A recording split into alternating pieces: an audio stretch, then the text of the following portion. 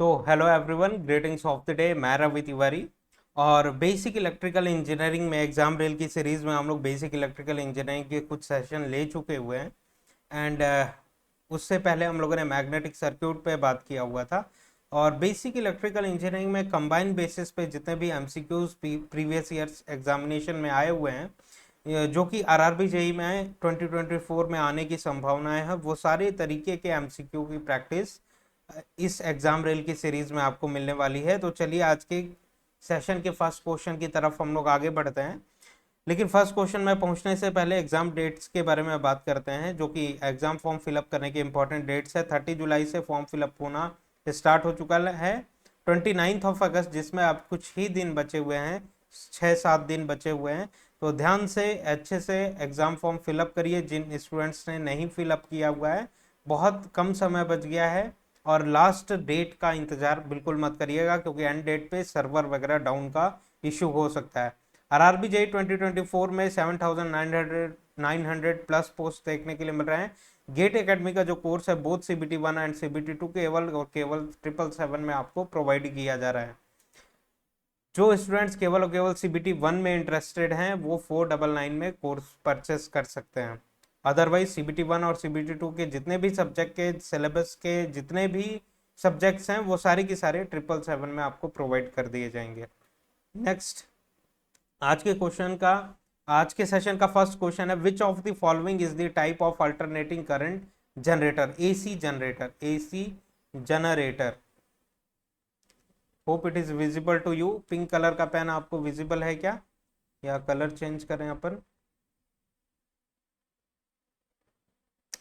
AC generator, right.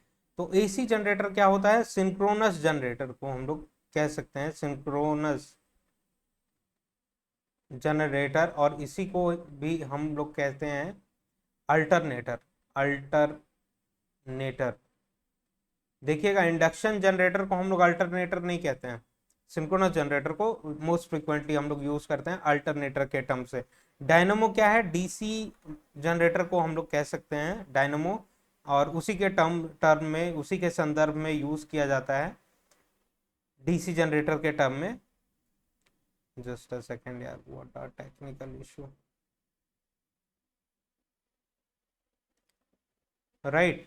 तो dynamo नहीं कहेंगे हम लोग, मोटर, नॉर्मल मोटर क्या कहेंगे? मतलब एसी जनरेटर के बारे में बात हो रहा है। ट्रांसफार्मर बिल्कुल नहीं करेंगे कहेंगे, क्योंकि ट्रांसफार्मर पैसिव डिवाइस है। Alternator is the right answer. Next question, simple से क्वेश्चन हैं, ज़्यादा इसमें समय देने की जरूरत नहीं है। जस्ट अंडरस्टैंडिंग होनी चाहिए किस तरीके के क्वेश्चन आ रहे हैं और कौन कौन से एरिया से बेसिक इलेक्ट्रिकल इंजीनियरिंग में क्वेश्चन आपको पूछने के लिए मिल सकता है।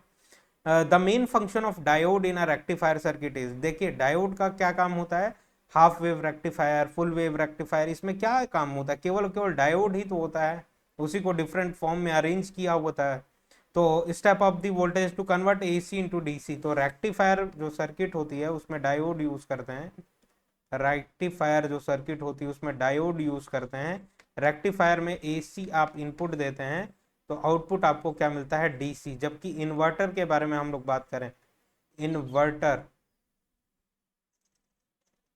तो इन्वर्टर में आप DC इनपुट देंगे तो ये AC में कन्वर्ट करके देगा आपको, AC आउटपुट प्रोवाइड करेगा। तो ये डिफरेंसेस है इसमें। तो to convert AC to DC हम लोग डायोड रेक्टिफायर का यूज करते हैं, diode in a rectifier. What happens to the current in purely inductive AC circuit? Purely inductive AC circuit में करंट कैसा होता है? तो प्योरली इंडक्टिव अगर इस तरीके की सर्किट है, इसमें इसके अक्रॉस का वोल्टेज V है और करंट I फ्लो कर रहा है, प्योरली इंडक्टिव है ना, प्योर इंडक्टर अगर है, तो उस केस में वोल्टेज और करंट के बीच में ग्राफ अगर हम लोग फेजर डायग्राम ड्रॉ करें, तो वोल्टेज यहाँ पे होगा और करंट यहाँ पे होगा। तो जो कि 90 डिग्री एग्जैक्टली, फाई की वैल्यू क्या होगी? 90 डिग्री होगी। मतलब कि कॉस फाई की वैल्यू क्या होगी? कॉस फाई की वैल्यू, कॉस 90 की वैल्यू क्या होती है? 0। कॉस 90 की वैल्यू क्या देखने के लिए मिलती है? 0। इसलिए इसको कहते हैं ZPF lag, zero power factor lagging, इसी को कहते हैं। जीरो पावर फैक्टर है और लैगिंग कंडीशन है, लैगिंग कंडीशन है, करंट लैग कंडीशन है। सिमिलरली अगर 90 डिग्री लीड करता तो ZPF लीड पावर फैक्टर उसको कहते हैं। तो ZPF लैग और ZPF लीड के बारे में आइडिया होना चाहिए। और यहाँ पे कौन सा ऑप्शन करेक्ट होगा? द करंट के बारे में पूछा, it lags behind the voltage by 90 degree, it lags behind the voltage by 90 degree, option B is right. Next question है the energy stored in a capacitor is given by, तो ध्यान रखिएगा capacitor में energy stored जो होता है, energy is equal to half CV², और inductor में एनर्जी जो स्टोर होता है वो हाफ LI² के फॉर्म में होता है, LI² के फॉर्म में। देखिए वोल्टेज रेस्पॉन्सिबल होते हैं इलेक्ट्रिक फील्ड प्रोड्यूस करने के लिए, और करंट रेस्पॉन्सिबल होते हैं मैग्नेटिक फ्लक्स प्रोड्यूस करने के लिए, फील्ड, मैग्नेटिक फील्ड प्रोड्यूस करने के लिए, क्योंकि करंट से फ्लक्स प्रोड्यूस होता है, वोल्टेज से some kind of charges, electric charges क्यों रिप्रेजेंट होते हैं, चार्ज, बोथ पॉजिटिव और नेगेटिव प्लेट के बीच में चार्जेस को एक्यूमुलेट करता है, स्टोर करने का काम करता है, जिससे कैपेसिटर वर्क करता है। तो energy stored bye capacitor is half CV²। तो इंडक्टर किस फॉर्म में एनर्जी को स्टोर करता है, मैग्नेटिक फील्ड फॉर्म में, कैपेसिटर इलेक्ट्रिक फील्ड के फॉर्म में एनर्जी को स्टोर करता है, तो option A is right. Next question पे मूव करते हैं, what is the main characteristic of super conducting material, super conducting material का मेन कैरेक्टरिस्टिक क्या है, infinite resistance, zero resistance, zero resistance, कि रेजिस्टेंस जब जीरो होगा किसी भी कंडक्टर में, अगर सपोज करिए ये कंडक्टर है, इसका रेजिस्टेंस की वैल्यू जीरो है, तो इजीली करंट अलाउ हो पाएगा, करंट की वैल्यू इजीली फ्लो कर पाएगी। तो ऐसा कोई भी कंडक्टर अवेलेबल नहीं है प्रैक्टिकली जिसका रेजिस्टेंस की वैल्यू जीरो हो, सॉरी रेजिस्टेंस की वैल्यू जीरो हो, लेकिन ऐसा वर्किंग चल रहा है अभी, जिसमें कुछ मटेरियल्स हैं जिसको सुपर कंडक्टर्स में रखा गया है जिसका रेजिस्टेंस मिनिमम पॉसिबल होता है, तो जीरो रेजिस्टेंस है तो उनको सुपर कंडक्टर हम लोग कहते हैं। नेक्स्ट क्वेश्चन है the core of the transformer is usually made from, तांबा से बनाएंगे, एल्यूमिनियम से बनाएंगे, लोहा से बना सकते हैं, इस्पात इज द राइट आंसर, कि स्टील हम लोग यूज करते हैं। देखिए आयरन भी क्या होता है, फेरोमैग्नेटिक मटेरियल है, फेरोमैग्नेटिक मटेरियल है, लेकिन प्रॉब्लम क्या है आयरन के साथ कि अगर उसमें स्टील वगैरह हम लोग नहीं मिलाते हैं तो हिस्टेरेसिस लूप जो इसका बनता है, हिस्टेरेसिस लॉस बहुत ज़्यादा होगा, बहुत ज़्यादा होगा, क्योंकि इसके एक्स की वैल्यू जो स्टीनमेट्स कांस्टेंट होती है उसके वैल्यू के हिसाब से डिपेंड करता है ना। तो स्टील हम लोग ऐड करते हैं आयरन में, जो कि स्टील से कंस्ट्रक्ट करते हैं, जिससे ये लॉसेस जो हो सकते हैं वो मिनिमाइज हो सकती हैं, हिस्टेरेसिस लॉसेस। तो यूजुअली हम लोग स्टील यूज करते हैं ट्रांसफार्मर के कंस्ट्रक्शन में, आयरन में स्टील मिलाते हैं, या फिर स्टील आप डायरेक्टली कह सकते हैं। Which of the following devices is use to measure the high voltages, high voltages measure करने के लिए वोल्ट मीटर, आमीटर। देखिए वोल्ट मीटर तो नॉर्मल रेंज के वोल्टेज, नॉर्मल रेंज में वोल्टेज मेजरमेंट करने के लिए यूज किया जाता है voltmeter. Oscilloscope and potential transformer, तो पोटेंशियल ट्रांसफार्मर इसका करेक्ट ऑप्शन होगा, पोटेंशियल ट्रांसफार्मर इसका करेक्ट ऑप्शन आपको देखने के लिए मिलेगा, राइट। पोटेंशियल ट्रांसफार्मर क्या होता है कि वोल्टेजेस को ये रेड्यूस करके देन वोल्ट मीटर में देता है। ये ट्रांसफार्मर आपने कनेक्ट किया हुआ है पोटेंशियल ट्रांसफार्मर, बहुत ज्यादा हाई वोल्टेज है, बहुत ज्यादा हाई वोल्टेज है,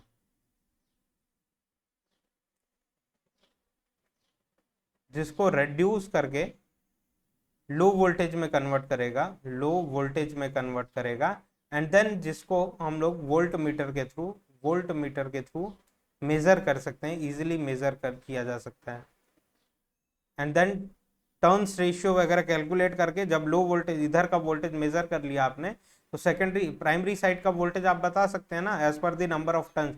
तो पोटेंशियल ट्रांसफार्मर इसके लिए यूज किया जाता है हाई वोल्टेज मेजरमेंट के लिए, right. Next question, the skin effect in the conductor is more pronounced at, तो स्किन इफेक्ट क्या होता है, देखिए स्किन इफेक्ट हाई फ्रीक्वेंसी पे ज़्यादा देखने के लिए मिलता है, हायर फ्रीक्वेंसीज पे, देखिए डीसी में करंट कैसा फ्लो करता है, डीसी करंट जो होता है, डीसी करंट कि ये area of cross section of conductor है, कि ये सपोज करिए एक कंडक्टर है, कॉपर कंडक्टर है, इसको बीच से हम लोगों ने कट किया तो क्रॉस सेक्शनल एरिया ये देखने के लिए मिल रहा है। उसी को हम लोगों ने यहाँ पे ड्रॉ किया हुआ है कि क्रॉस सेक्शनल एरिया क्या है, सामने से कंडक्टर में ऐसा देखने के लिए मिल रहा है। इसमें जब डीसी करंट फ्लो करेगा तो ये पूरा का पूरा सरफेस में पूरे के पूरे एरिया में इंटरनल और एक्सटर्नल फ्लो करेगा। लेकिन एसी करंट का ये फंक्शनैलिटी देखने के लिए मिलता है, इसी सेम कंडक्टर में अगर आप एसी करंट फ्लो करवाते हैं तो ये करंट सरफेस में एक्यूमुलेट हो जाते हैं, सरफेस में एक्यूमुलेट हो जाते हैं। लेकिन कोर में, internal core of the conductor में, इनसाइड द कंडक्टर में किसी भी तरीके का कोई करंट नहीं फ्लो करता है। और रेजिस्टेंस क्या होता है, रेजिस्टेंस की वैल्यू रो एल बाई ए होती है। तो effective cross sectional area of current flow क्या हो गया है, रेड्यूस हो गया है। ये nature by default AC current का नेचर देखने के लिए मिलता है कि कंडक्टर के पूरे इंटरनल साइड और एक्सटर्नल पार्ट में नहीं फ्लो करेगा, करंट केवल और केवल कंडक्टर के सरफेस में एक्यूमुलेट हो जाता है, जबकि इनर पार्ट में किसी भी तरीके का कोई करंट नहीं फ्लो करता है, जिससे हम लोग कह सकते हैं effective effective cross sectional area of current flow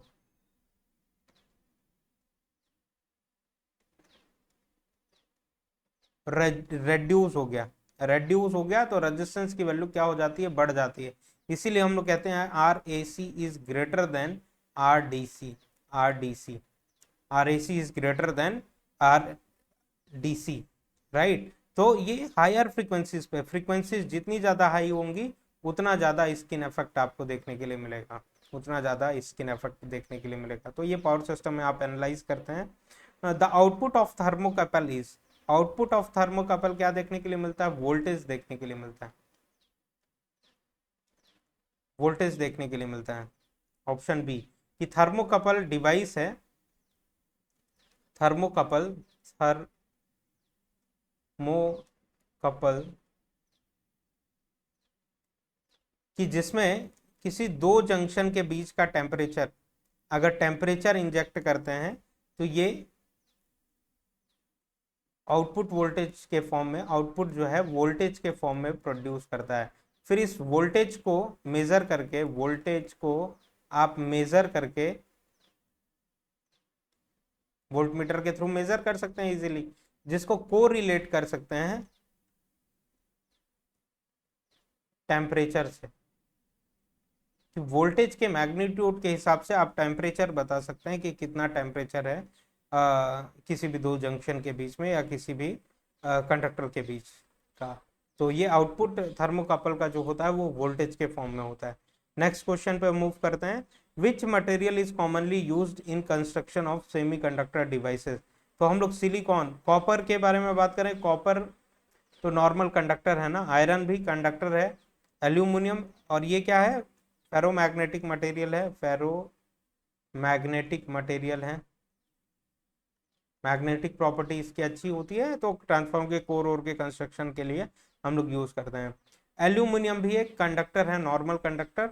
semi conductor के बारे में बात करें तो सिलिकॉन सेमी कंडक्टर है,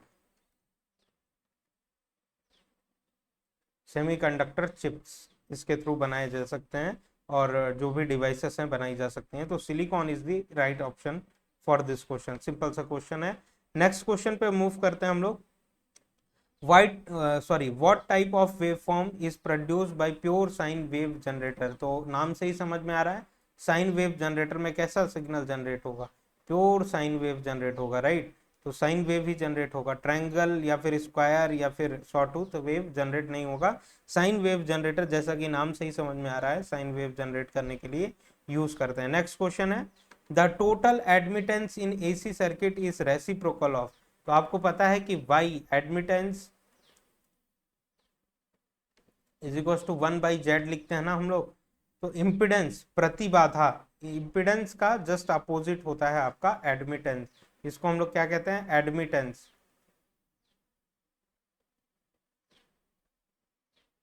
और इसको हम लोग क्या कहते हैं, इम्पिडेंस। तो ये डिफरेंसेस हैं, आपको मालूम होनी चाहिए। जस्ट व्युत्क्रम क्या होता है इसका, impedance.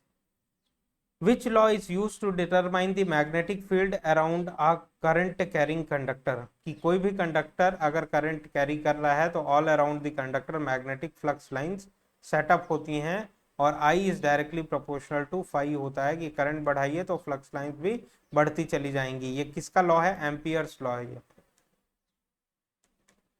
Law, Ampere's law. Faraday law कुछ और है जो कि आपको पता है, गॉस लॉ कुछ और है, लेंज लॉ कुछ और है, एम्पियर्स लॉ। फैराडे लॉ क्या कहता है? फैराडे लॉ कि कोई भी पार्ट ऑफ द कंडक्टर है वो चेंज इन फ्लक्स एक्सपीरियंस कर रहा है तो that particular part of the conductor में ईएमएफ इंड्यूस हो जाएगा, और उस ईएमएफ का magnitude rate of change of flux के डायरेक्टली प्रोपोर्शनल होगा, is directly proportional to D five by D T, D five by D T.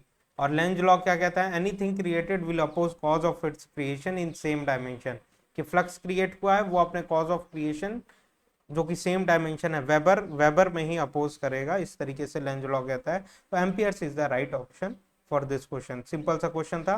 Next question है the unit of electrical energy is, energy की unit क्या होती है? Joule होती है, simple सा बात है, जूल में मेजर की जाती है एनर्जी। नेक्स्ट क्वेश्चन सिंपल सा क्वेश्चन है, in an electric circuit Kirchhoff voltage law KVL states that, KVL क्या स्टेट करता है? Algebraic sum of all the voltages in a closed loop is zero. तो option B, the sum of all voltages around a closed loop equal to zero. The total current entering a junction, ये क्या है? ये KCL का statement है, Kirchhoff current law. तो option B is right for this question. And current is directly proportional to voltage, ये Ohm's law कह सकते हैं आप, Ohm's law. The power consumed in a product of voltage and current, तो ये power law कह सकते हैं इसको। तो option B is the right answer for this question, simple सा क्वेश्चन है। What is the primary purpose of resistor in a electrical circuit, की प्राइमरी पर्पस क्या है रजिस्टर का? स्टोर एनर्जी, एनर्जी स्टोर करने के लिए register, resistance, register is not a storing device और एलिमेंट। इंडक्टर और कैपेसिटर एनर्जी स्टोरेज करने का काम करते हैं लेकिन रजिस्टर नहीं, इमीडिएटली एनर्जी को डेसिपेट कर देगा in the form of heat और some other form of energy. Control the flow of current, convert AC to DC, बिल्कुल नहीं करेगा। Measure voltage, no. Option B is the right answer, control the flow of current, कि flow को of current को कम या ज्यादा कर सकता है क्योंकि रेजिस्टेंस करंट को अपोज करता है। कि आई इज इक्वल टू क्या होता है? I is equal to V by R होता है। तो अगर फॉर कांस्टेंट वोल्टेज आर को जब वेरी करिए, इंक्रीज या डिक्रीज करिए, तो करंट भी क्या होगा? इंक्रीज या डिक्रीज होगा। रेजिस्टेंस जब आप रेड्यूस करेंगे तो करंट क्या होगा? इंक्रीज होगा, इनडायरेक्ट रिलेशन में है। नेक्स्ट क्वेश्चन पे आगे बढ़ते हैं। Which of the following devices is use to protect an electrical circuit from overload, तो ओवरलोड से बचाने के लिए सर्किट ब्रेकर हम लोग यूज करते हैं, कैपेसिटर नहीं, डायोड नहीं, रजिस्टर नहीं, सर्किट ब्रेकर यूज करते हैं। कि कुछ इस तरीके से फ्यूज काइंड ऑफ अरेंजमेंट आप घर में भी यूज करते हैं। नॉर्मल पतली सी वायर रहती है, और सपोज करिए एक्सेस करंट अगर आता है, एक्सेस करंट अगर फ्लो करती है सर्किट में, तो ये फ्यूज वायर ब्लोन ऑफ हो जाएगा, जल जाएगा, जिससे सर्किट क्या हो जाएगी? ओपन सर्क्यूट हो जाएगी, और आपके डिवाइसेस जो हैं वो सेफ हो जाएंगे, डिवाइस जो है वो सेफ हो जाएगी। सेफ्टी के पर्पस के हम लोग यूज करते हैं सर्किट ब्रेकर वगैरह। Following devices use to protect electrical circuit from overload, तो ओवरलोड में एक्सेस करंट फ्लो होगा, जिससे फ्यूज ब्लोन ऑफ हो जाएगा और सर्किट ब्रेकर ओपन हो जाएगा, और आपकी डिवाइसेस जो भी हैं अप्लायंसेस वो सेफ गार्ड हो सकते हैं, हो जाएंगे। तो circuit breaker is the right answer for this question. Next question है what happens to the resistance of a conductor as the temperature increases, कि टेम्परेचर अगर हम लोग इंक्रीज करते हैं तो रेजिस्टेंस क्या होता है किसी भी कंडक्टर का? R two is equal to R one, आपको फॉर्मूला मालूम है, one plus alpha del T. कि टेम्परेचर अगर इंक्रीज होगा तो रेजिस्टेंस की वैल्यू क्या हो जाएगी? इंक्रीज हो जाएगी। पॉजिटिव जितने भी कंडक्टर्स हैं, जितने भी कंडक्टर्स हैं वो पॉजिटिव टेम्परेचर कोएफिशिएंट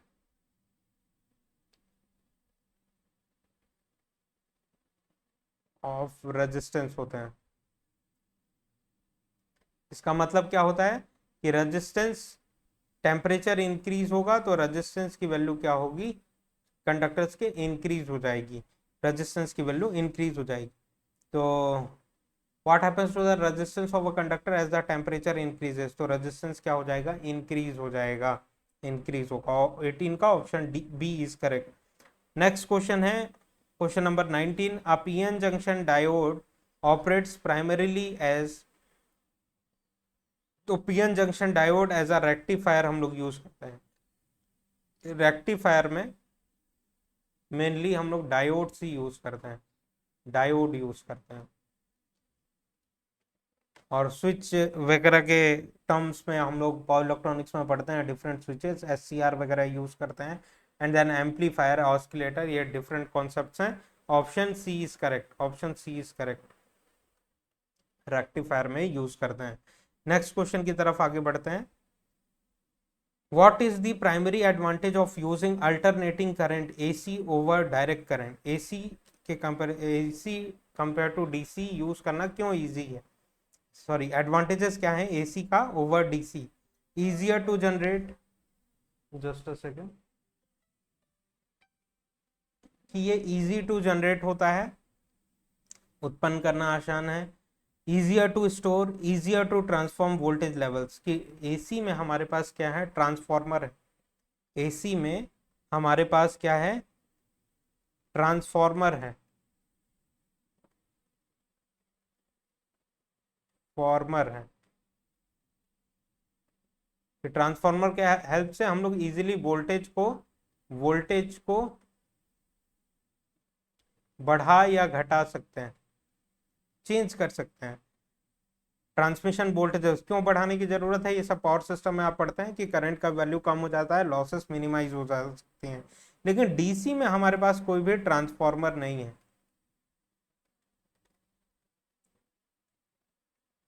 ये आपको DC में नहीं देखने के लिए मिलेगा। तो सबसे बेस्ट एडवांटेज है हमारा easier to transform voltage level. और जनरेट करना तो सिंक्रोनस जनरेटर के थ्रू जनरेट करते हैं, और AC प्राप्त करने के लिए हम लोगों को बहुत मेहनत करने की जरूरत है।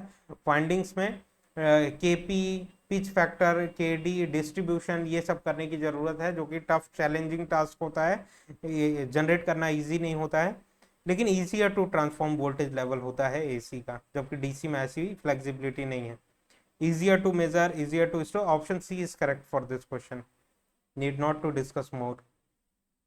Next question है, in a three phase system the most common method of connecting loads is three phase system में स्टार कनेक्शन हम लोग प्रेफर करते हैं, स्टार कनेक्टेड लोड प्रेफर करते हैं, जिससे न्यूट्रल अवेलेबल हो, न्यूट्रल के कारण न्यूट्रल अवेलेबल हो जाए। लेकिन डेल्टा में न्यूट्रल अब्सेंट होता है, न्यूट्रल अब्सेंट होता है, अब्सेंट होता है, नहीं होता है डेल्टा में। स्टार कनेक्शन इसीलिए हम लोग प्रेफर करते हैं क्योंकि उसमें न्यूट्रल अवेलेबल होता है। नेक्स्ट क्वेश्चन है, which of the following is an example of passive electrical component? Passive electrical component, transistor, diode, register, operational amplifier. तो ऑपरेशनल एम्पलीफायर या ट्रांजिस्टर के बारे में बात करें तो ये सब पैसिव नहीं होते हैं, एक्टिव कैटेगरी में आते हैं, क्योंकि सिग्नल्स को एम्पलीफाई करने का काम करते हैं। कि कुछ सिग्नल आपने दिया ऑफ सर्टेन मैग्नीट्यूड, तो इनमें कैपेबिलिटी होती है, ये सिग्नल को एनहांस कर सकते हैं, उसके एम्पलीट्यूड को इंक्रीज या डिक्रीज कर सकते हैं। तो डायोड और रजिस्टर में से resistor is the best possible answer, ये ऑप्शन करेक्ट है, resistor is the passive device in compare to all, best possible answer. Next question, the principle of electromagnetic induction is the basis of the operation of transformer. Faraday law of electromagnetic induction is directly proportional to d phi by dt, और फिर ये proportionality अगर हटाते हैं तो proportionality constant introduce हो जाता है, जो कि n d phi by dt हो जाती है। और यहाँ पे प्लस और माइनस किस पे डिपेंड करता है, ये डिपेंड करता है लेंज लॉ पे, लेंज लॉ, कि कहाँ पे पॉजिटिव लेना है कहाँ पे नेगेटिव लेना है। तो transformer is the option, right option for electromagnetic induction principal, right. Register में क्या प्रिंसिपल है, कैपेसिटर में क्या प्रिंसिपल है, थर्मिस्टर में क्या है, transformer is the best option. Next, in a DC circuit power is calculated as, तो पावर कैसे कैलकुलेट किया जा सकता है? पावर को कैलकुलेट करने के लिए डीसी सर्किट में power is equal to V square by R लिखा जा सकता है क्या? हाँ बिल्कुल लिखा जा सकता है। Power is equal to I square R लिखा जा सकता है क्या? हाँ लिखा जा सकता है। Power is equal to V multiplied with I लिख सकते हैं क्या? लिख सकते हैं। तो option D is correct, all the above are correct. DC power, suppose करिए यहाँ पे रजिस्टर है और यहाँ पे इसके अक्रॉस में वोल्टेज है, सॉरी डीसी ना, प्लस और माइनस वोल्टेज है, डीसी वोल्टेज वी डीसी, तो करंट कौन सा फ्लो करेगा? आई डीसी। और यहाँ पे रेजिस्टेंस है, तो पावर आप इस टर्म्स में लिख सकते हैं, कोई इसमें गलत बात नहीं है। Next, which of the following circuits would you use to smooth out the pulsating output of rectifier? ये रेक्टिफायर का आउटपुट अगर आप देखेंगे तो इस तरीके से देखने के लिए मिलता है, फुल वेव रेक्टिफायर का, full wave rectifier output, output of full wave rectifier देखेंगे तो इस तरीके से होता है। जबकि डीसी आउटपुट कैसा डिजाइन होता है? ऐसा ना,